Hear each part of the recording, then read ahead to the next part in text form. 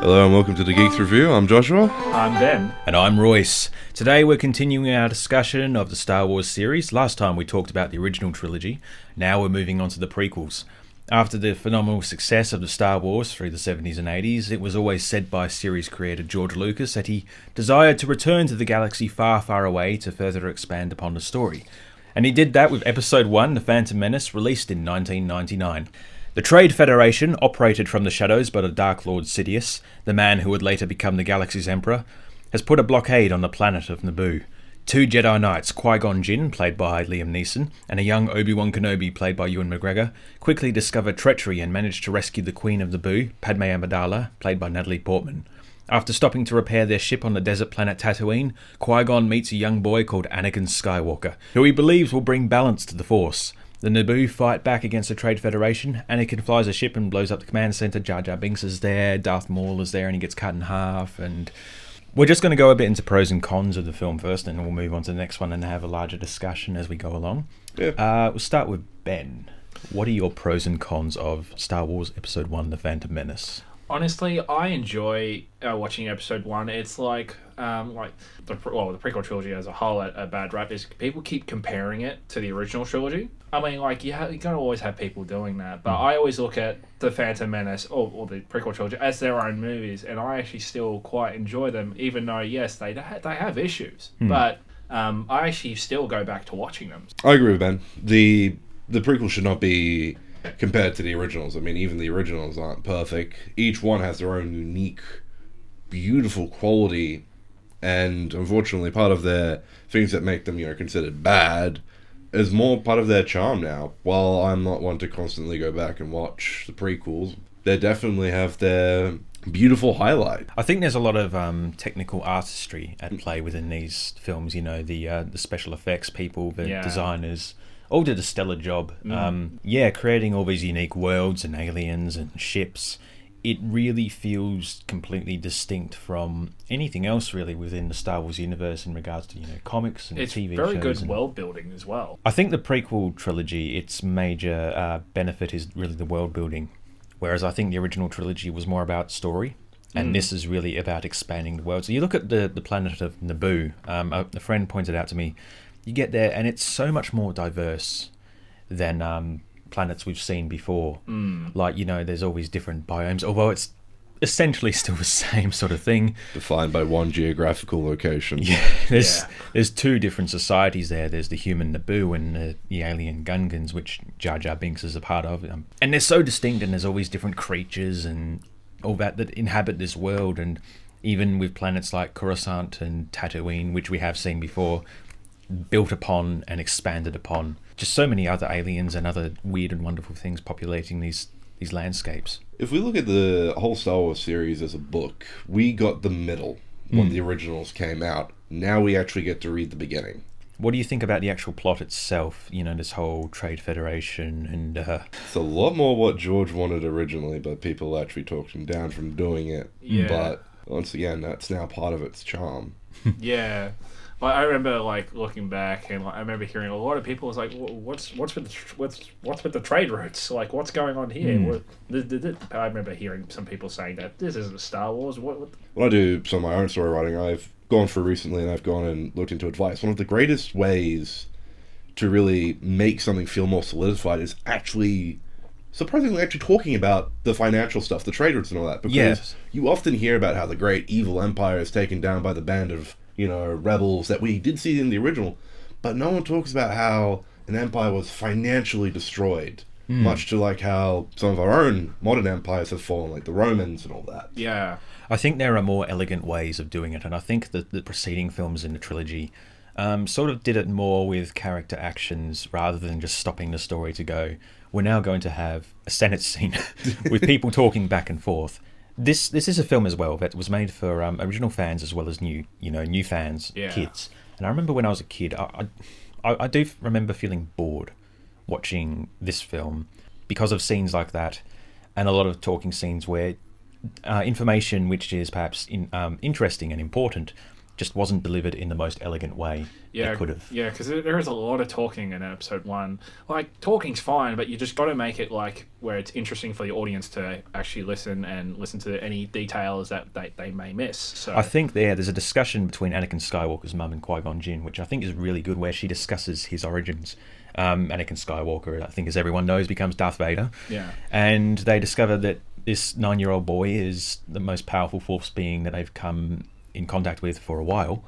And when he asks, who was the father, she talks about how there was no father. There was sort of this immaculate conception. And I think pretty much like a Jesus element there. It is a very blatant Jesus very metaphor. blatant, yeah. I mean, Chosen One stories were the flavour of the time. Pretty much. Oh, they still are to a degree. I think, everyone's still... Yeah. I think it's more interesting to learn about, your average Joe as opposed to, the saviour of mankind. Pretty much. But I think it's really interesting just to have moments like that, these very, I think, adult moments. But then you've gone and got the more blatant Senate scenes where it's just a bit of the... What bothers me, actually, in the scroll text, it literally says the Chancellor sent 2 Jedi to Naboo to investigate the Trade Federation, and yet the Jedi do not go to the Senate session and say, listen, we have seen it. They are doing it. Yeah. Literally, fixed a movie. Chancellor Valorum, Terrence Stamp. I heard a creepy story about him, actually. This is paraphrasing what Peter Serafinowicz, who did the voice of Darth Maul, said. He said he went and did the film because he heard Natalie Portman was in it. And he said, I quite like Natalie Portman. I want to be in this film with her. And it seemed as though he was being very creepy towards Natalie Portman, who was probably only a teenager at the time. And then he says, I didn't actually get to do any scenes with her. I was stuck in a green room talking to a marker on the wall. And then they stuck it all together. And then he was told, like, I know you're not enjoying this, but stick with the film. You'll get an awesome present. And you always get, like, a great gift from George. So he didn't. He got a Star Wars stencil set. You think it would be like, some, I don't know, California wine from Skywalker Ranch, but no. Star Wars or even just a case of blue milk. Samuel L. Jackson walked away with a lightsaber, and all Terrence Stamp got was sketches. Yeah. The big sort of elephant in the room with this film, I think, is Jar Jar Binks. A CGI, computer-generated creation. It was a blend. Yeah, a blend of, real world, like a guy in a suit and computer-generated. Really good for the time. Very good for the time. It still looks okay today. It holds up. It does hold up very well, but particularly with the details on him as well. The thing that annoyed people was this character and his integration within the story. If Nosal remembers what Jar Jar Binks sounds like, he sounds like this. He's a talker like this. He's in like 90% of this movie as well. Bumbling around. Like, there's moments where it cuts away from the action to focus on what Jar Jar Binks is doing. And I think I can see what they were trying to do. They were trying to do a sort of Charlie Chaplin, Buster Keaton comedic thing with him. But it just feels obnoxious. George Lucas was interviewed about Jar Jar, and he says the inspiration for Jar Jar was Goofy. Yes. So I was like... Foreshadowing to the Disney buyout. I've been there all along. This whole series will be mine. Yeah. Come on, Pluto. Anyway. We all rewatched these films, and I thought I liked the prequels, but when I sat down to watch this, I was like, I'm not sure if I do. I mean, like, Jar Jar, because he's meant to be the comic relief character for this movie, yes, they could have written him a little bit better, but I actually don't mind him. He does have some good moments. He does have some good moments. But then it cuts away and it's just like he's just there doing stuff. Yeah. That's making not a fool of necessary. himself and yet somehow fighting a battle. Yeah. It could work, but I don't know. Maybe I've grown up and it just feels obnoxious now. It kind of feels they could have done better with him. George will did admit learn that. this lesson. Yes. Yeah, by making less Jar Jar as the movies go on. Unfortunately, Jar Jar is still integral to the plot. I think, he is. Yeah, because in episode 2, he does play a big role in that, which does impact the original trilogy as well. We can rag on Jar Jar all we want, but he's necessary for the plot to go forward in the next film. I think because, retroactively, rewrites, which sort of changed his role and lessened him. I think if George had his own way, Jar Jar would have been more prominent throughout the entire series. Absolutely. He would have been like the Chewbacca, I think, of the prequel trilogy, because he's the alien sidekick. It was meant to be. I will say as well, that's, I guess, a major benefit as well, because to have something that is so alien be such a prominent character is something of a rarity in Star Wars. Like, even in video games, if you do have an alien character, it's usually just a person painted, blue or white or green. Yeah. Or, it's a Wookiee, which is just a guy in a suit. It looks good, but it's not... them off my 50-foot Dalmatian. Oh dear. Do we have any final thoughts on The Phantom Menace before we move on to the Attack of the Clones? Phantom Menace, I actually tend to watch that the most out of the prequels. because I think like with Liam Neeson, Ewan McGregor, and Ray Park give good performances, and they do their fight scene really well at the lightsaber duel at the very end. I adore that scene. Like, people argue that it's over choreographed and all that, but for me, I like the fight because it's impactful, and not only that, John Williams' score for that battle for the lightsaber scene is just cinema to me. It's just, you get chills every time you hear the music, or you even just Is fantastic. Music's fantastic in the prequel trilogy. So yeah, Josh? I may not go to Phantom Menace as much when I watch the prequels more than I do for, say, Attack of the Clones or Revenge of the Sith, but it is still a film I will hold dearly in my heart, for it was the first Star Wars film I actually saw in theater. Oh, for sure, yes. Yeah, I saw Phantom Menace in the cinema as well. I was 6 when it came out.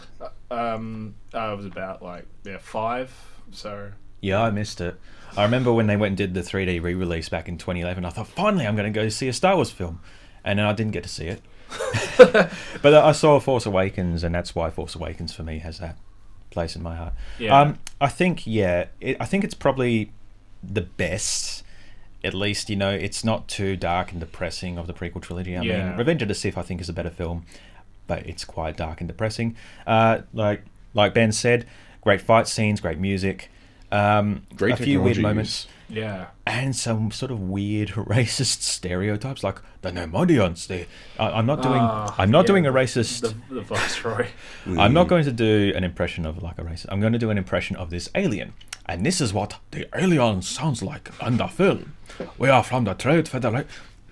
Like, what's that? And then you've gone and got like They all these literally other... look like fish talking at the same time, and their mouth movements aren't correct as well. It's like a spaghetti western or like a bad Japanese. Like a dub. bad. Yeah, I was about to say a bit bad of the dub. latter, the bad dub. Like a homage. Yeah. Oh, no, an accidentally offensive homage. It's just, it's a homage. He's like, yeah, it is. Moving on now to the Attack of the Clones, which takes place 10 years later and sees a romance blossoming between Anakin, now played by Hayden Christensen, and Padme. A separatist movement from the Galactic Republic threatens war, and using a clone army developed in secret, a conspiracy Obi-Wan uncovers, the Republic fights back and the Clone Wars begin. Honestly, it's my least favourite out of the prequels, to be honest. I mean, you've got a lot of amazing scenes in the movie, but unfortunately, the movie is just overshadowed by the love story between Anakin and Padme, which is very cringy to watch, because some of I am haunted by your presence. Something like By that. the kiss you should never have given me. Yeah, because I was just rewatching the movie last night, and I'm like, oh my god, how long is this scene? Another minute. It drags on forever. If Yeah. you truly want to torture someone, just have them rewatch those scenes on repeat. Yeah, it's just bad, and I try and tend to look at a movie at its good points mostly, but if the bad points overshadow what's good, that kind of ruins the movie for me. Yeah. But Attack of the Clones, yes, it does have really good scenes, really good thought out scenes. You do have some good characters as well. But just the love scenes with not love scenes, but the scenes with Anakin and Padme, the romance where they're... What bothers me, particularly at the scene where we're at the fireplace together, is it just me, or does she look like a dominatrix? Yeah. Does a little bit. Lots of outfits she wears. She's infamous. Stuck to the one. A bit revealing too. So it kind of looks like that she's leading him on, but yet saying no. But it's... One major criticism of these films, I guess, is the dialogue, especially in those romance scenes. Yeah. And there's literally a scene before where Anakin basically advocates for, a dictatorship. And It's a good scene. Not the avocation for dictatorship. I think it's a good scene because Hayden Christensen also copped a lot of flack for his portrayal, but I think that was really down to the direction, which George. is really... I would have to, it'd definitely be George's direction. Yeah. I do think that he does give a good performance when he's given good material. Yeah, for sure. I guess, it was always said that George's main direction was just faster, more intense. And I think in that scene where he does advocate for dictatorship, there is some nice natural moments he gives. Just little moments where you're like, that's almost human.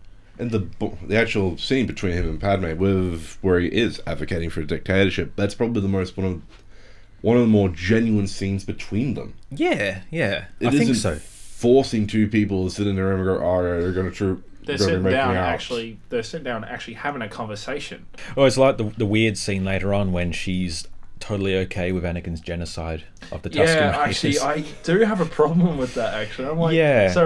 So Padme doesn't run in fear, but she just goes, "It's to be angry is to be human." I was like, yeah, I'm still gonna like comfort this guy who just Yeah, I think there's a lot of scenes like that which are sort of a bit weird, but I think Obi-Wan, Ewan McGregor, really comes to his own. I think in the first film, he was very sort of bland. arrogant. Why do I Yeah. sense we've picked up some other pathetic life form? And in It was this, the he's boy that given got us these something parts. to do.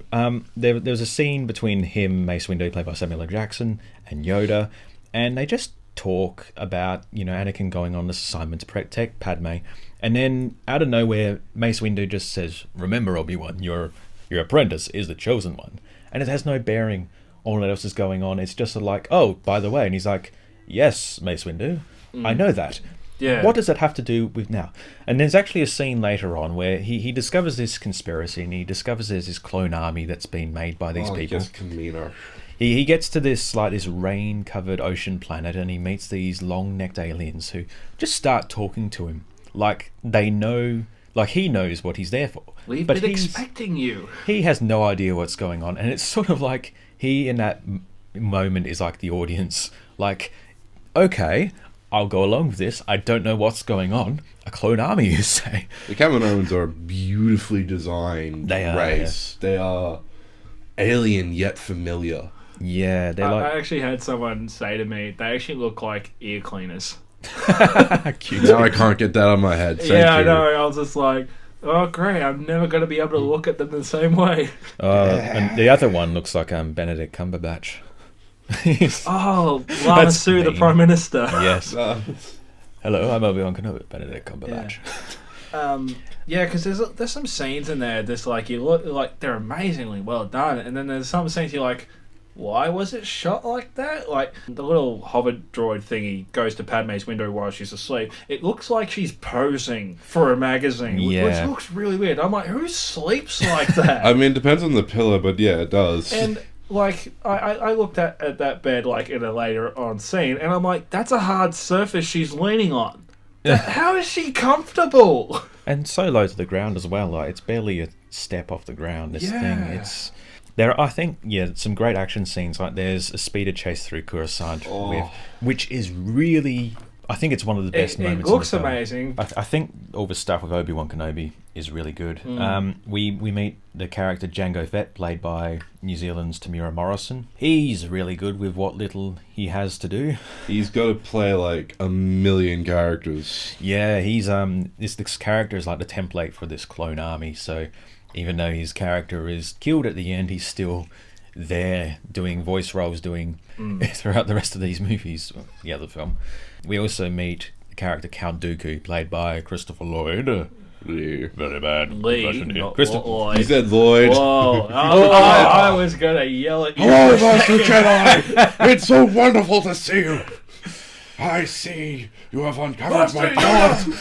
Master Yoda, we have to get the flux capacitor and go back in time. Marty, come with me!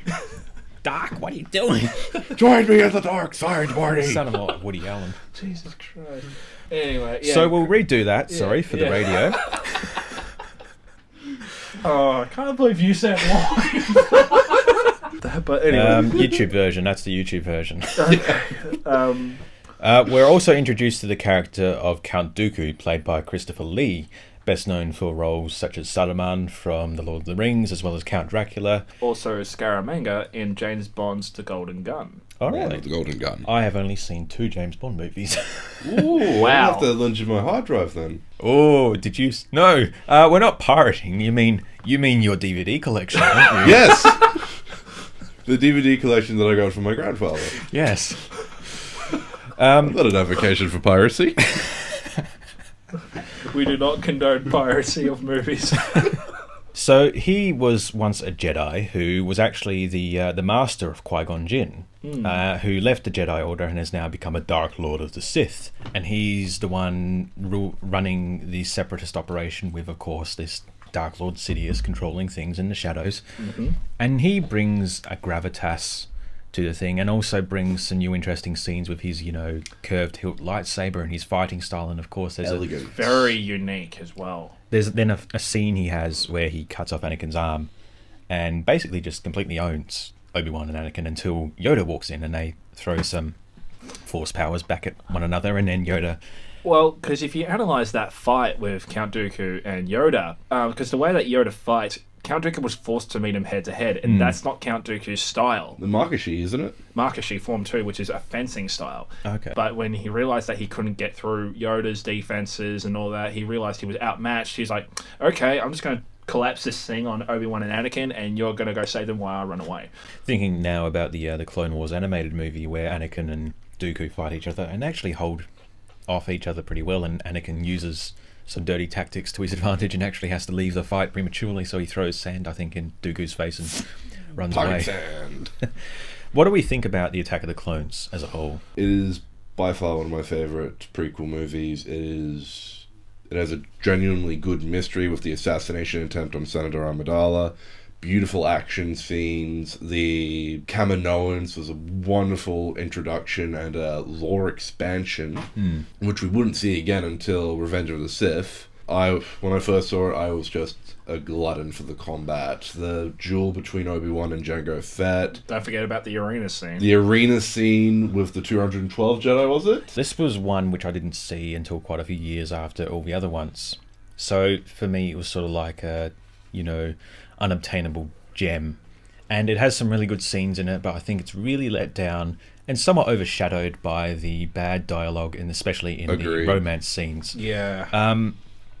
I think, the action and the whole plot line with Obi-Wan Kenobi is worth watching, as well as the big fight scene at the end. I think all the action scenes in this are really great. But maybe it's the one I would watch the least, or maybe I'd only watch the Obi-Wan bits if I wanted to really get into it. Yeah, for me, episode 2, it's the one I watch the least, and I always just cringe every time when you have the romance scenes with Anakin and Padme, and I'm like, just hurry up and get this thing over and done with, because It's I coarse and rough, but unlike everything here, don't make me throw my book at you. Revenge of the Sith, set 3 years after Clones. It sees Anakin plagued by visions of a pregnant Padme's death and his fall to the dark side and transformation into Darth Vader as a result of his efforts to try and prevent it. In the end, the Clone Wars is won by the Republic, which now becomes the Empire. All the Jedi are slaughtered on the command of Sidious, the Supreme Chancellor Palpatine. Anakin slaughters some children and ends up murdering his wife. And the last Jedi, Yoda and Obi-Wan, travel their separate ways to live in hiding, and the infant Luke and Leia live with their new families.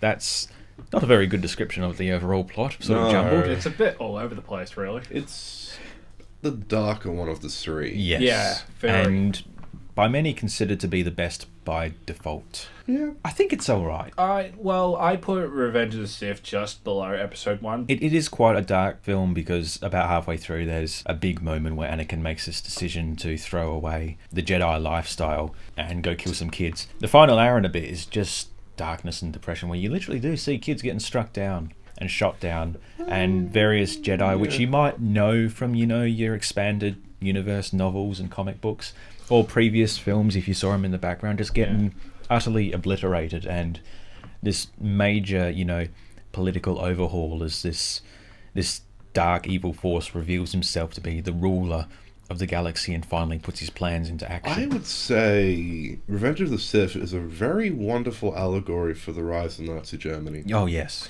Yes, definitely. I think this is a lot more solid of a movie. We do get to see Anakin as a decent bloke. Yeah, for once. His dialogue is better, which Hayden Christensen, I think, does a better job than he Much did better, in 2. yeah. Yeah, he's more of a character, really. Yeah, he doesn't say, he kind of does, but at the same time, he doesn't say that many cringe lines as he did in 2. I think more of the cringe comes from just the one scene he and Padme share. Oh. Which one's that? That would be not off. It would be the one after she tells him that she's pregnant. Oh, which you're so I think beautiful. that scene's brilliantly That done. scene is good. The one where she actually tells him where he's pregnant. That's Hayden's reaction, Anakin's reaction to that is well done, because he's like fearful, he's like happy, he's sad, and then he goes back to fearful again. And you're like, whoa, that is really good how he acted that scene. Like, it's really complex and leaves a lot open to interpretation. Like, you know, you can take it so many different ways, and I think that's, you know, what these films lacked. And just that sort of that depth and that sort of emotion. Yeah. The opening half hour of this film is essentially a big adventure as they try to rescue Chancellor Palpatine. It's the Clone Wars. Beautiful. It is, yeah. I mean, beautifully shot, beautifully acted. With Anakin and Obi-Wan, you have that like that charm where they're like best friends, and you can actually feel that they're brothers in this movie. Which Star Wars was always inspired by like the serials like Flash Gordon. You know, George Lucas wanted to make the Flash Gordon, but he couldn't, so he made Star Wars. So this feels like that sort of adventure thing where you don't completely know everything that's going on. I mean, you get the opening crawl, which tells you when you get up to speed. You know, you don't need to know exactly what's going on, but it really feels like an episode of the Clone Wars, which was an animated series which, you know, followed this film. I didn't see it until maybe when I finally turned 15, because my family was as strict on we've got to follow the code of practice rating, which is weird. I managed to... Oh, wow, really? Yeah, the moment I turned 15, it was, oh, sweet, I can watch all these films now. I'm just going to take these, see you guys in a month. The opening is by far one of the good moments of any Star Wars movie. Yeah. You have the opera scene where it expands the lore within the lore. Yeah, where Anakin goes to meet the Chancellor, and the Chancellor basically tells him this fable, or like this sort of story. Sith legend. Sith tale. Yeah, and entices Anakin just with this story to consider turning on all that he's grown to know and save the one thing that he loves. Yeah, it's really powerful, really well acted. It's a wonderful baiting and a brilliantly acted by Ian McDiarmott and Hayden Christensen.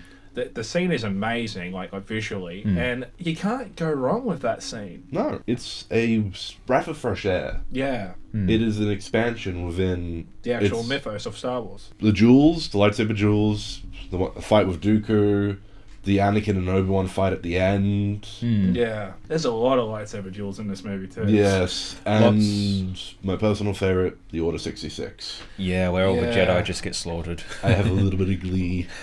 One thing I do dislike a little bit is seeing the younglings actually die, but I'm like, okay, Master Skywalker. kids is kind of pushing it for me, but well, it goes to show how evil he is. I mean, he's more evil than even... Actually, I have a problem with that. Alright, so Anakin should have got a new saber when he's been given the title of Darth Vader by Sidious. Because you know why? Because that saber gets passed down to Luke and gets passed down to Rey.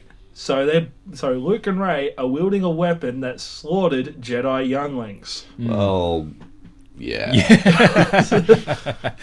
Well, you know, whatever, just give it a Jedi cleansing with your like, crystals. An elegant weapon. Like someone sells you a gun and say, oh, this gun was used in a school shooting. You wouldn't want to keep that. What is it? A friend of mine actually has a rifle over in America that was fired 3 times during the Winter War of 1940. Oh, really? Yeah. Wow. So that's a little fun fact. It's the same thing. They just can't verify which side. Oh dear. I think one thing I noticed really about the prequel trilogy is that it's almost like a soap opera in the way. It's a lot of the same returning sets, a lot of the same locations and such. And of course, you get into the dialogue. But it's quite weird to see even characters like Newt Gunray get like mowed down at the end, because it's like, you know, we've known these characters, you know, for like almost 7 years at this point, you know, even 2-3 films before, and he's not a very nice dude, but it's still like, wow, okay, that's interesting. To wrap it up now, what are our overall thoughts on the prequel trilogy? I find it really enjoyable to watch, even though, like, yeah, you got a couple of scenes a bit meh, but still always come back to Revenge of the Sith. Just 1 and 2, they're my favourite out of the prequel trilogy.